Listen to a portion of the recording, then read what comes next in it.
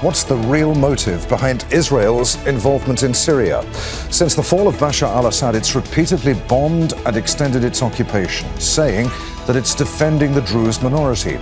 But what are the long-term implications of Israel's actions in Syria? This is Inside Story.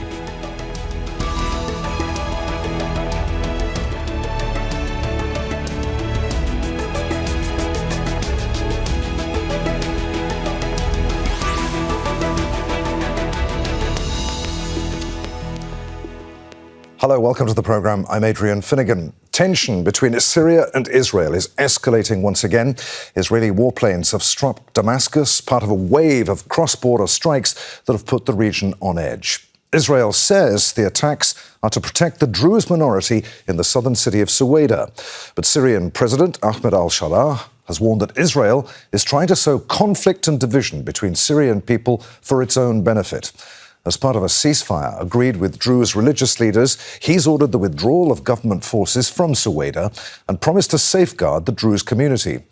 With military manoeuvres, competing narratives and regional dynamics all at play, what's the real reason for Israel's latest escalation? And how will it shape Syria's future? We'll discuss all that with our guests in just a moment. But first, a report from Victoria Gatenby. A wave of Israeli airstrikes on Syria's capital hitting the Defense Ministry headquarters and near the presidential palace. The Israeli government says it was acting to protect Syria's minority Druze community close to its northern border. But in Damascus, President Ahmed accused Israel of trying to destabilize his country and provoke internal division. The Israeli entity, which has consistently targeted our stability and sown discord since the fall of the former regime, now seeks once again to turn our sacred land into a theater of endless chaos, aiming to fragment our unity and weaken our ability to rebuild. Sharaa says that protecting the rights of the Druze community is his priority. Many of them live in the southern city of Suwayda, where they've been operating with a degree of autonomy since the fall of the Assad regime. Government forces were sent there earlier in the week to end an armed conflict between Druze and Bedouin fighters, but they faced resistance from some Druze factions. President Sharaa has agreed to withdraw his forces as part of a ceasefire agreement with Druze religious leaders. It's not the first time Israel has sent such a direct message to Syria's new leader following violence in southern Syria. In May, it carried out another strike near the presidential palace. Then, like now, the Israeli leadership warned it would enforce a demilitarized zone in southwestern Syria along its border. Our interests in Syria are known, limited and clear. First of all, to maintain the status quo in the southern Syrian region, which is also close to our border, and to prevent the developments of threats against Israel in this area. The second thing, to prevent harm to the Druze community with which we have a bold and strong relationship. The Israeli strikes come at a time of wider regional turbulence, from Israel's war on Gaza and its assault on the occupied West Bank to tensions on the Lebanese border. Analysts say Israel is exploiting regional instability for political and strategic gain.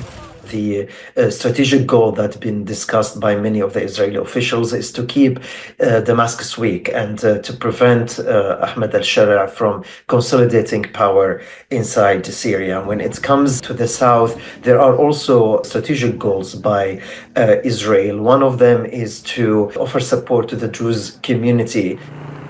On the ground, people living in southern Syria say they're once again being drawn into a conflict they did not choose. Caught between a weakened state and a powerful neighbour trying to shape events to its advantage. Victoria Gatenby, Al Jazeera for Inside Story.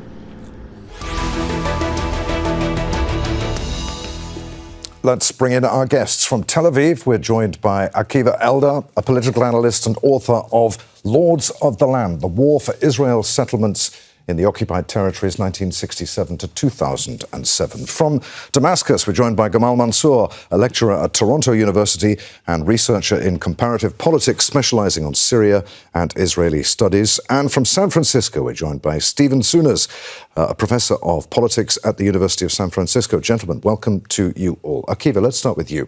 What does Israel want? Is it, as it claims, only interested in keeping the status quo, whatever that means, and in protecting the Druze close to its northern border?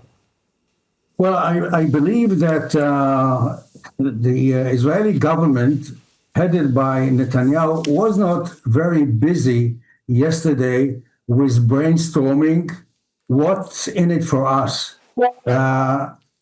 First of all, they are very busy with the survival of this coalition.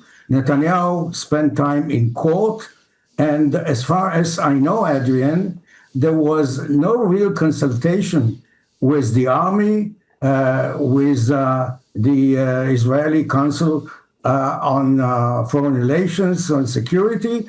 And it's, I believe, phone calls from Druze in the area, in the Golan Heights, who are Likud voters. Actually, you need to know that the majority of the Druze community vote for Zionist parties, and especially for the Likud and Lieberman's party.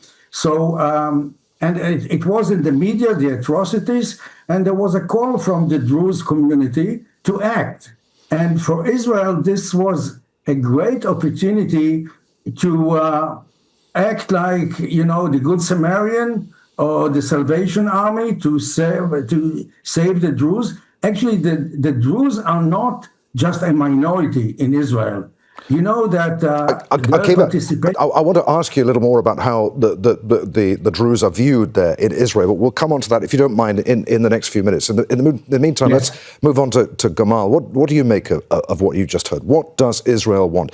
It warned Syria that it would escalate further if it didn't withdraw from the south and halt attacks against the Druze community. Were forces allied to the Syrian government attacking the Druze community? So thank you for hosting me, Adrian. I just wanted to piggyback off what Akiva was saying. Yes, there is an internal element to this attack by Israel over Syria, appeasing some of the potential electoral base in the Druze community. But I think this is a negotiation by fire on the Israeli side. There was advanced talk of some improvement over the relationships. There was even talk in newspapers and the media about a potential meeting happening in New York sometime around the UNGA in September, maybe at the White House. So relations were advancing pretty quick. The Syrian side was not negating any of that. The Israelis were advancing their talks with Sharaa in Azerbaijan, but also through an Emirati kind of sponsorship. So this was moving along. And then the issue of Suwayda and what happens and whether the central command in Damascus would be able to control those areas or not came along. The Syrians didn't advance before they had some kind of clearance from the Israeli side. The Israeli stipulation was, as it always had been, no heavy arms south of Damascus. Now, the fumbling of the Syrian advancement on Suwayda dictated that the Syrian forces had to move some heavy artillery and heavy pieces onto Suwayda. And that's where Israel moved to say, no, we don't think that's a possibility.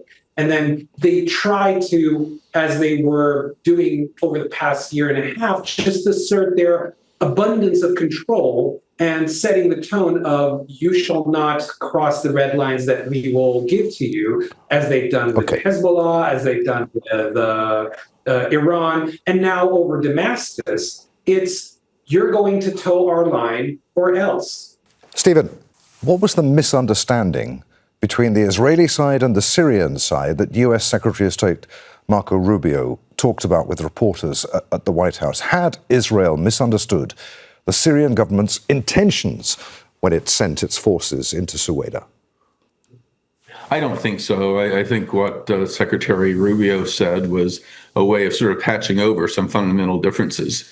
The United States is somewhat at odds at Israel on this particular case. I think they are supporting efforts by Turkey, Qatar, and others to try to normalize relations with the new Syrian regime, enable it to consolidate power in a way that they can basically be a responsible nation state in the region. Whereas Israel, I really do believe, has a very different view. They want to destabilize Syria. They want to engage in divide and rule. They, like outside powers have for centuries, wanted to use the Druze and other minorities as a policy of divide and rule.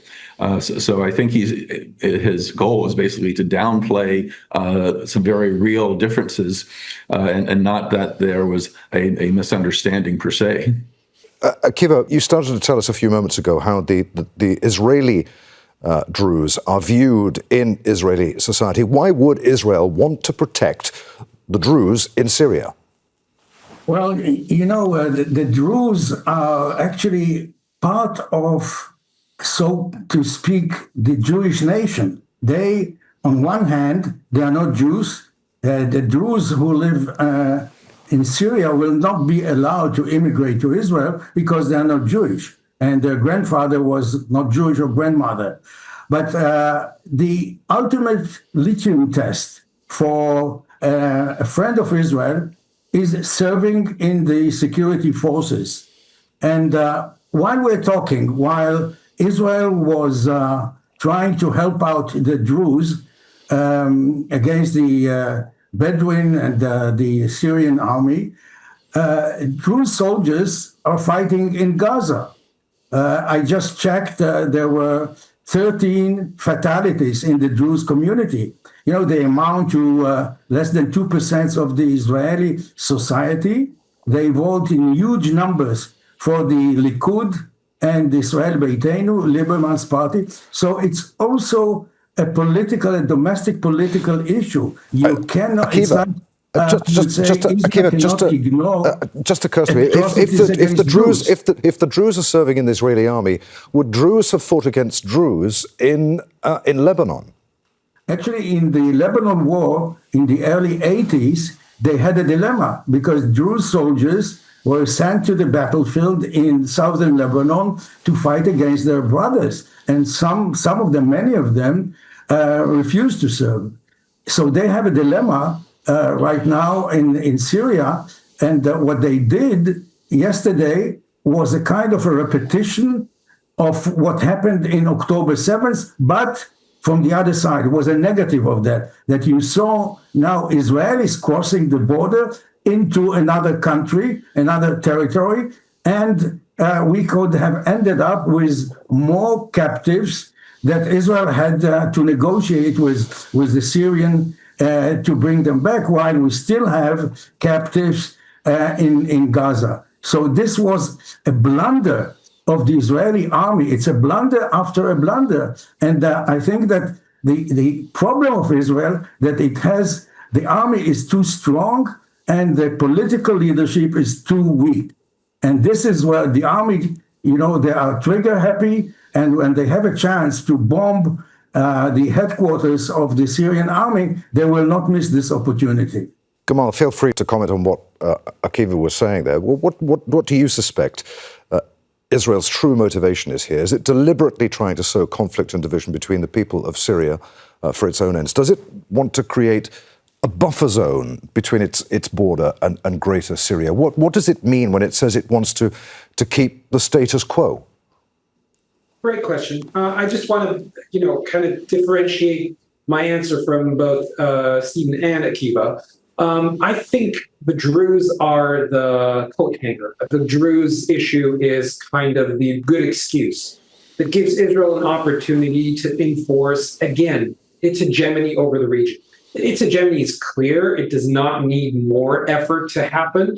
It just is a good thing that we can utilize current dissension within Syria to re-extend our security borders. So this is a good excuse for Israel to say, see, this is why we were demanding you keep Syria free of any heavy artillery, southern Syria, free of any heavy armament pieces. This is why we want you to enforce our security doctrine. This is why we want you to do certain things. So the Druze are just a useful tool in Suwayda, and it happens to have a side benefit of pleasing part of the electorate that goes to elect Zionist parties, as Akiva was suggesting, partly the Likud. But I don't think the Druze issue is at stake here. It's just an excuse. Let's remember 3-4 days ago, when the Syrian forces wanted to go in, an Israeli spokesperson on the IDF side said not only was Israel not objecting to the Syrian forces coming into Suwayda, it was actively waiting for the security forces to go and enforce security in al-Suwayda. So this has all the hallmarks of Israel approving Syrian action. It's just when your enemy or when your kind of a negotiating counterpart fumbles, you utilize that to increase your leverage. I think what Israel is after is creating a peace that is required by the Trump administration, which, by the way, incidentally, the Israeli side needs if the conflagration starts again with the Iranians or with Hezbollah, which is a possibility. It requires U.S. backing, and the U.S. has made it clear you shall not cause the tumbling of the Sharaa regime. So they want it weakened. They want to utilize any opportunity to increase their leverage. Why not make them weaker? That's fine. But anything short of going in force or getting into a new battle with Syrians, there's nothing to be gained from that. It's only leverage, and it's negotiating by force. Stephen, what do you make of that? What is the US's involvement in all of this? Is the US willing to rein in its ally Israel, embroiled as it is currently in major diplomatic efforts across the region? I think it's possible this might be one of the rare occasions where the United States does put some pressure on Israel, at least not to escalate the situation. I think it's important to underscore that certainly the Druze in Israel are largely supportive of the state. The Syrian Druze are very different, including the Syrian Druze in the occupied Golan region. They have resisted Israeli efforts to incorporate them into Israeli society, including a military conscription. There was massive civil resistance campaigns against requirements to get Israeli IDs. And the Syrian community and the remaining of Syria is, of course, very, very divided. A number of Druze leaders have criticized the Israeli attacks, have criticized the Druze taking up arms. They really want to cooperate with the state. Now, on the other hand, you do have some genuine Salafist chauvinists on among government forces and the like. But the United States doesn't want to see these kinds of divisions. I do think that they will try to make sure that Israel doesn't escalate the situation. But there may be divisions within the Trump administration as well, those who might have a broader strategic analysis looking at long-term U.S. interests. And there are also those, of course, administration that see U.S. and Israeli interests as essentially the same and would be more reluctant to challenge Israel. It'll be interesting to see how this evolves. Akiva, Syria's interim president said that the Druze are a fundamental part of the fabric of the nation and that any attempt to pull them toward an external party would be rejected. He clearly means Israel. Is that what Israel is trying to do, to pull the Druze towards it? The Druze in Syria, that is. I think that what Israel really wants is to satisfy both sides. And I mean both President Trump, that I want to mention his aspiration for the Nobel Peace Prize. So this kind of escalation is against his interest. And you know that Trump's first interest is Trump. On the other hand, Israel wants to keep as much territories as they can for a kind of a security zone, like they did in Lebanon, like they do in the West Bank, and to be on the safe side. And using force is the name of the game. We have a good army, we have good intelligence, and we would like to have it both ways. We don't want to escalate, but we want to show the Israeli public opinion, because we are looking at early elections, and this is probably will be discussed on another show. And in the case of elections, Netanyahu is Mr. Power. He doesn't believe in the new Middle East. He gave up, actually, practically, the dream of peace with Saudi Arabia and the Arab Peace Initiative. It's like El Barak said, Israel is a villa in the jungle. The problem right now is that Israel is not doing very well protecting the walls of this jungle and is becoming part of the jungle. Gamal, Ahmed al-Sharaa, Syria's interim president, also said in his televised address that protecting Druze citizens and their rights is the priority, and that those who transgressed or abused them would be held to account. Does he mean that sincerely? Can the Druze community in Syria trust him? Well, that's the million-dollar question. Let's remember 4 months ago, there had been the events in the coastal region, which is predominantly Alawite, and there was a lot of talk about the pillaging, the plundering, killing based on sectarian identity. There were videos, lots of evidence, and then there was 2-3 days into it a call for some investigation. Ahmed Sharaa had responded to that, promised that there would be a transparent investigation, that there would be a report written after a month, and then it was given an extension for the first week in July. We're the first week of July, and no report still. The only report about the killings in the coastal region was done through a Reuters report that was very unfriendly to the state.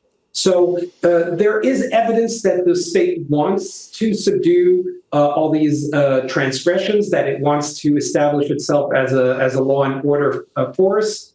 But there is very little evidence on the ground to back this up, because even the head of the security forces in Suwayda region, Ahmed al-Dalati, spoke while he was talking to Druze elders 3 days ago while negotiating an end to hostilities. He said that you have to give us some patience because our forces have not been trained enough. They're not disciplined enough. So this tells you all you need to know about the difference between the intentionality of the state that wants to actively be a law and order state, because this helps it establish itself in Syria, but it also helps it negotiate from a position of strength with all the potential partners that are going to bring investments in, the European Union, the United States, or even Arab countries, as a reliable force of good. But at the end of the day, also the kind of shortcomings of a state to be that has not been able to establish itself in any kind of pedigree with a stable security force. And the Suwayda, the kerfuffle, let's call it this way, that's been unfolding the past few days right now is a testament to the difference between the intentionality and the capacity. Stephen, al-Sharaa also said, picking up on what Gamal was saying there, that responsibility now for security in Suwayda will be handed to religious elders and some local factions based on the supreme national interest. How on earth is that going to work? How can one part of Syria be policed by unofficial security forces that are not under the control of the new central government? This does seem to be contrary with the stated desires since the new regime seized power to consolidate the state under a single authority. It appears that they are going out of their way, really, to de-escalate the conflict with Israel, because the last thing they need is this very powerful armed force with the backing of the most powerful country in the world bombing their facilities, and including government offices in the heart of Damascus. So they're taking a very cautious, or somewhat, as you seem to acknowledge, a risky approach of lessening their authority. But there's also hope that they might be able to, in showing this willingness to compromise, might moderate some of the Druze factions that are in rebellion, that they say, hey, okay, we can work with these guys. We don't need to rely on Israel to come to our defense. And in the months that follow, there can be some negotiations, understandings, make sure the armed groups associated with the Syrian state are disciplined enough that they will not engage in any kind of atrocities. the government could further consolidate its control over the armed groups, so there'd be more confidence from their end as well. So I see this as a tactical maneuver, one that certainly has its risks, but I believe that the government is thinking more in the longer term that it would be better to pull out now than to give Israel yet another excuse for more aggression. Okay, very briefly, Akiva, I need a short answer because we're running out of time here. Has Syria done enough as far as Israel is concerned this week, or do you think that there'll be more military action against Syria by Israel? Well, I believe that this is a slippery slope because once the United States decides to recognize the Sharaa regime and demand Israel to negotiate with it, next thing will be, okay, you are coming to terms with a former terrorist. Now you speak to Hamas about a two-state solution and end the conflict. Thank you for being so brief, Akiva. We're almost out of time. Gamal, just very quickly, less than a minute. Can the ceasefire hold, given that there doesn't even seem to be a consensus among the Druze themselves in Suwayda? I think it can hold. Will it is a different story. I think everybody's tired and sick and dejected by what's happened. I think this will mean ceasefire, but poisoned relations between the center and Suwayda province, which will impact social peace over a long period of time if the state does not get its act in order. All right, gentlemen, there we must end it. Many thanks indeed to you all. Akiva Eldar, Gamal Mansour, and Stephen Zunes. And thank you for watching. You can see the program again at any time by going to the website at aljazeera.com. For further discussion, join us at our Facebook page at facebook.com/AJ Inside Story. And of course, you can join the conversation on X. Our handle there at AJ Inside Story. From me, Adrian Finighan, and the team here in Doha. We'll see you again. Bye for now.